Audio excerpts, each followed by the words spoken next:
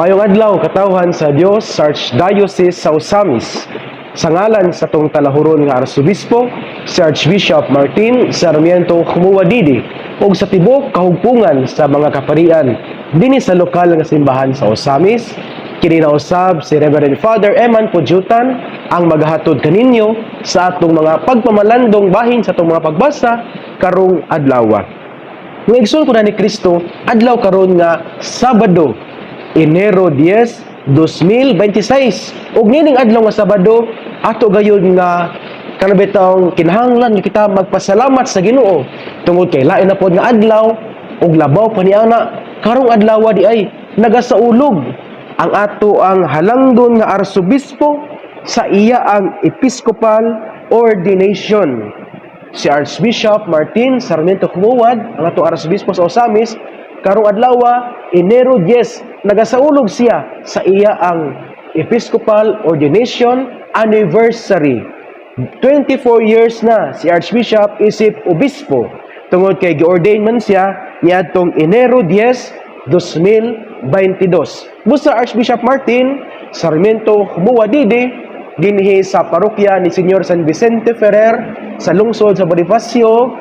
Ako nga mao ang padrikura ug sa ngalan sa katawhan kami mopaabot kanimo sa amo ang congratulations. Inaot nga ikaw magmalipayon karong adlaw.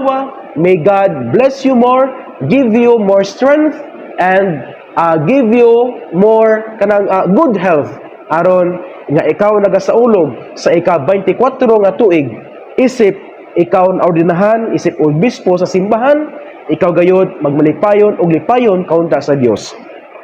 Gamay lang nga information, no? Murabag short of information sa kinabuhi sa tong arsobispo, no? Si Archbishop Martin Sarmiento Khumuwadidi. Natawo siya niadtong November 11, 1956. Unya na-ordain siya isip pari sa prelatura sa Isabela, Basilan niadtong April 7, 1983. Unya he was appointed as Bishop Prelate of Isabela, Basilan niadtong November 21, 2001. Fiesta man kini siya sa Birhen sa Regla. Unya he was ordained as bishop niadtong January 10, 2022. Unya ang nag-ordain niya as principal consecrator mao si Archbishop, the late Archbishop Carmelo Dominador Flores Morelos.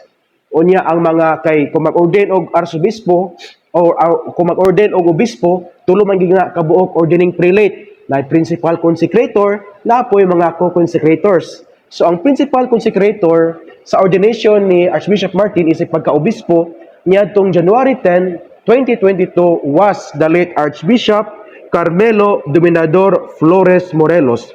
Unya ang mga co-consecrators were Bishop, then at that time Bishop Ledesma Antonio Ledesma SJ, o si Bishop at that time Angelito Lampon. Nya si Archbishop Antonio Ledesma SJ is now the Archbishop Emeritus of Cagayan, and then Archbishop Angelito Lampon is also now Archbishop Emeritus of Cotabato. So again, he was ordained as bishop for Prelature of Isabela sa Basilan on January 10, 2022. And then on October 4, 2016, he was appointed as Archbishop of Osamis. Kunya he was installed as Archbishop of Osamis on November 30, 2016, the feast of Saint Andrew the Apostles. And then tung namatay ang late bishop sa Pagadian, si late Bishop Ronald Lunas, he was appointed as Apostolic Administrator of Pagadian on January 3, 2024, and it ceased ang iyang pagka-Apostolic Administrator on August 13, 2025 when the new bishop, Bishop Timoner, took possession sa maong diocese sa Pagadian. So, again, Archbishop Martin, happy 24th Episcopal Ordination Anniversary kanimo karong adlaw. Ato yan po si Archbishop, o niya ato po siya nga i-greet niining another milestone isip siya ato ang magbalantay, nagunang magbalantay din sa Archdiocese sa Osamis. Ngigsuon nining adlaw nga Sabado, Enero 10, 2025, nagpadayon gihapon ang kanang atong gitawag nga Dupim Bible Apostolate Convention. In fact, today will be the last day, no? After lunch, ang atong mga delegado manguli na gid sila sa ila ang kanibitang sa ilang nagkadaiyang diocese. Unya ako day pud nga pagpasalamat, no, ngadto sa ato ang pinalangga nga gobernador, no, ang ato ang the very hardworking governor Attorney Henry S. Waminal, tungod kay ang gihimo nga kaning venue gyud sa convention mao man ang Amusak diha sa Oroqueta. And then we are so blessed tungod kay free tatanan, no, sa chairs, sa table, sa sound system ug sa LED wall, gi-free tatanan sa ato ang provincial government diri sa Misamis Occidental, of course, headed by our very hardworking governor, Attorney Henry S. Waminal. Gov, thank you for your generosity. Thank you nga gidawat ang amuang minimo mga Bible apostolates, the delegates of the Bible apostolate nga dira sa Amusak nga mahimong venue, and then gi-free pagid minimo. Thank you very much, Gov. God will bless you for your generosity.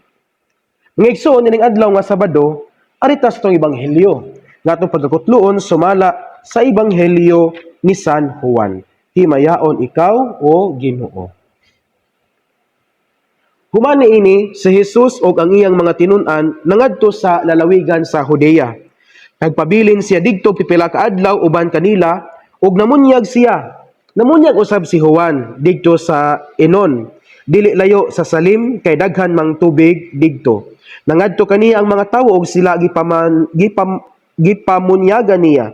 Niadtong higayuna si Juan wala pa bilanggua. May mga tinun-an si Juan nga nakiglantugi sa usa ka Hudiyo may tungod sa seremonya sa pagpanglinis. Busa miadto sila kang Juan og miingon, magtutudlo, nahinumdum ka ba sa tawo nga uban kanimo didto sa tabok sa Jordan nga imong ganing gisgutan? Namunyag na siya karon og nangadto kaniya ang tanan. Si Juan mitubag, walay tawo nga makakupot og bisan unsa gawas kung ihatag kini sa Dios kaniya. Kamo mismo maoy akong mga saksi nga ako miingon nga ako dili mao ang Mesiyas, apan gipadala ako pag-una kaniya. Ang pamanhunon mao ang tag-iya sa pangasawunon. Ang higala sa pamanhunon maghulat kaniya ug malipay siya inig kabati niya sa tingog sa pamanhunon. Sa ingon niining paagiha mahingpit ang akong kalipay, kinahanglan siya muuswag ug ako muus-us. Ang ebanghelyo sa Ginoo. Daygon ikaw o Kristo. Mangigsoon ang atong ebanghelyo karong adlaw, atong gikutlo sumala sa ebanghelyo ni San Juan, no? Kapitulo 3, unya bersikulo 22 hangtod sa 30. Sumpay ni siya sa atong ebanghelyo kagapong adlaw nga Biyernes, because the gospel yesterday and the gospel today are both taken from the 3rd chapter of the gospel according to Saint John. Unya, hindot kami ngigsuon ang kanabitong mga pagtulunan nga gipakita sa atong ebanghelyo karon mga igsuon. Una niini kanig yung kinaiyaban ni San Juan nga magubunyag. Background, sayuta nga si San Juan magubunyag gasa sa Ginoo because his parents, no, Elizabeth and Zechariah, were both old naman, tigulang naman sila.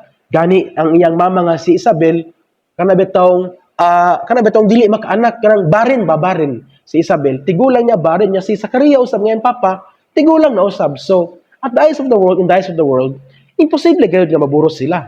But again, God looked at their situation and God blessed them nga ang kaulaw sa usa ka ginikanan nga dili makabatunog anak gikuha sa Dios, and this blessing was John. And so, si John, blessing sa Ginoo. Gani, he was the precursor of the Messiah. Unya, gidayeg pagid si Juan ni Jesus.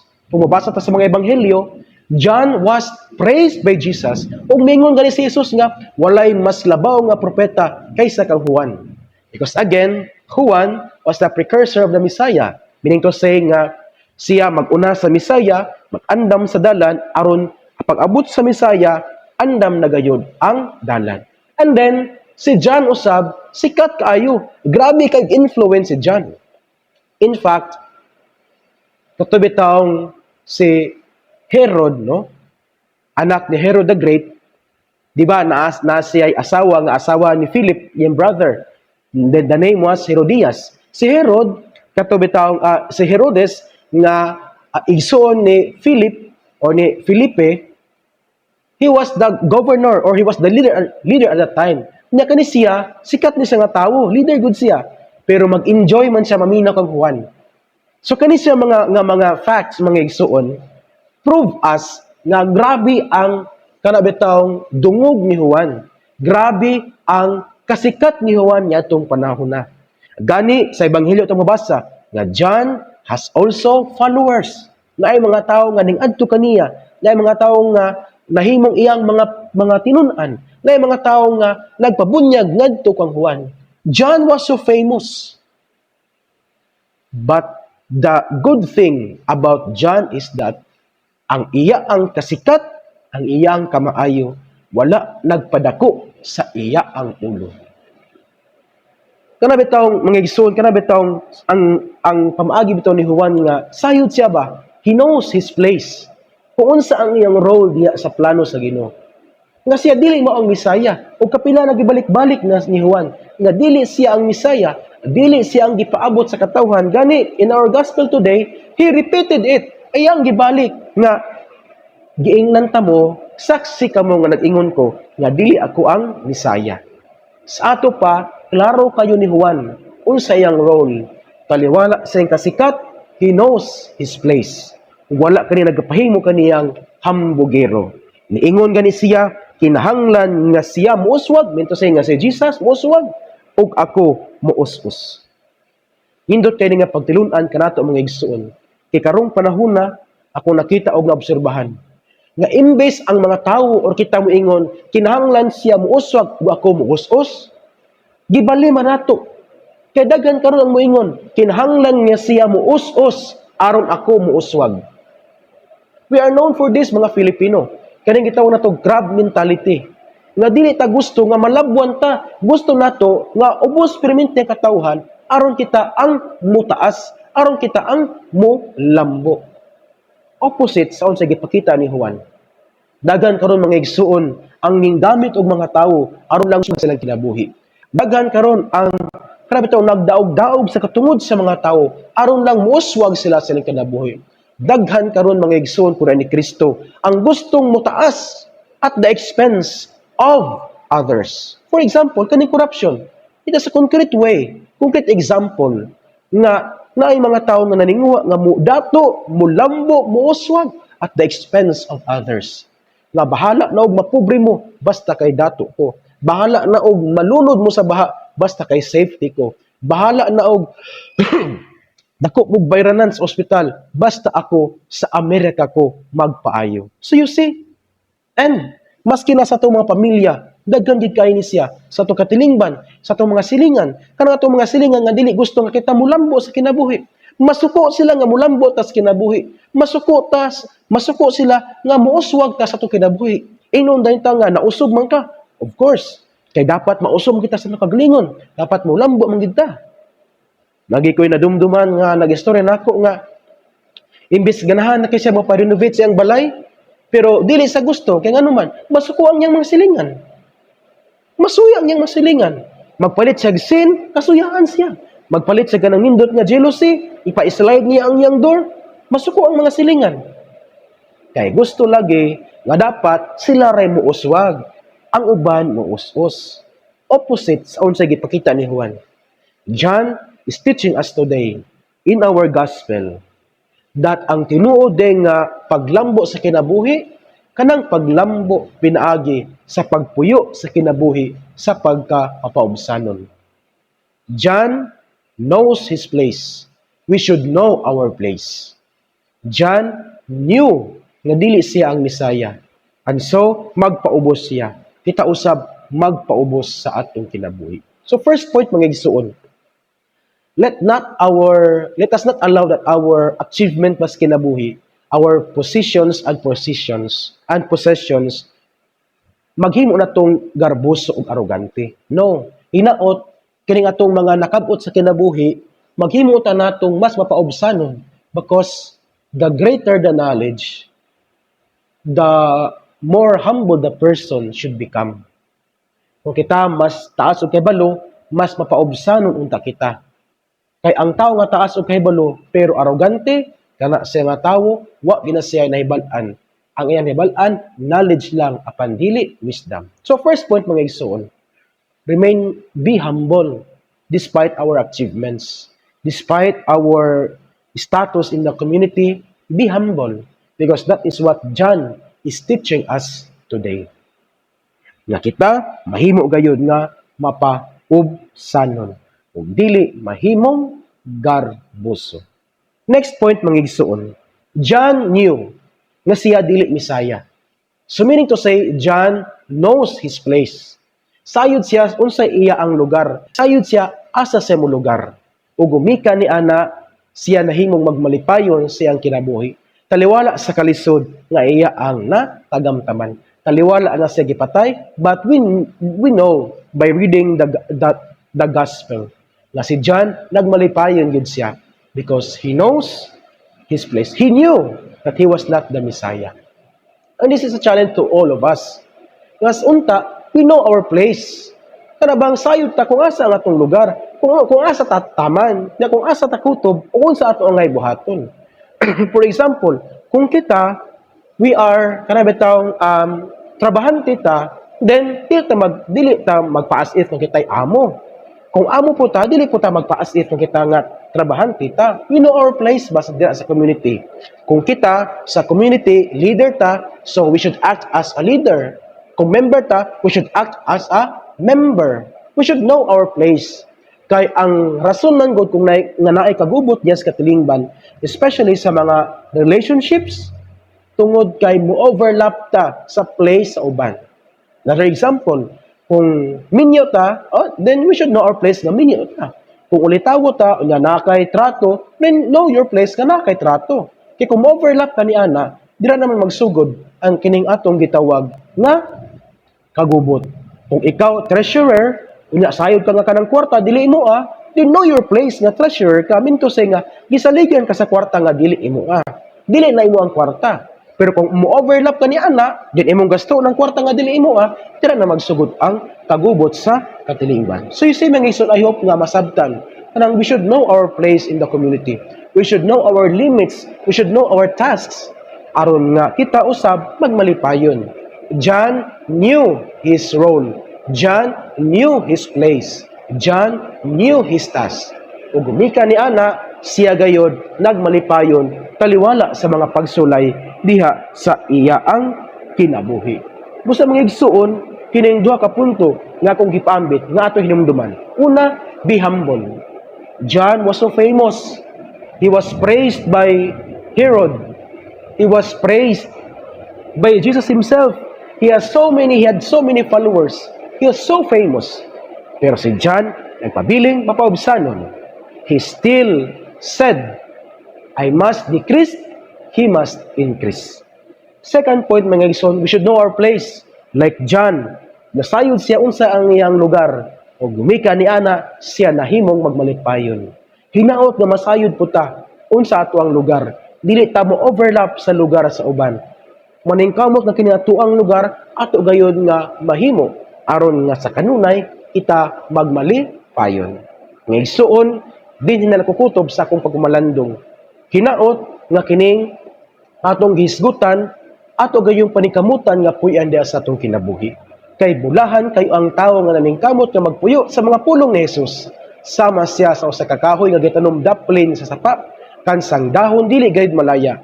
Tiempo sa timbunga, siya mohatag og maayo ug daghang mga bunga. Amen. Again, before sa final blessing, I would like to congratulate our dear Archbishop Martin Sarmiento Humuadidi for his 24th Episcopal Ordination Anniversary today. Happy anniversary, Archbishop. Kami nag-ampo kanimo kanunay, kami anaa kanunay, magsuporta kanimo, o kami mapasalamaton sa imo ang gasa gasa as usa ka amahan, gasa as usa ka companion diha sa journey, same time, especially gasa as among amahan, arsobispo dinhi sa lokal nga simbahan sa Osamis.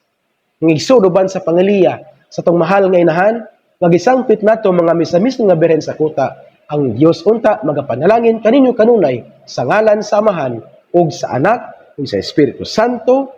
Amen. Mayong adlaw mag-amping ug kay Dios les siempre bendiga.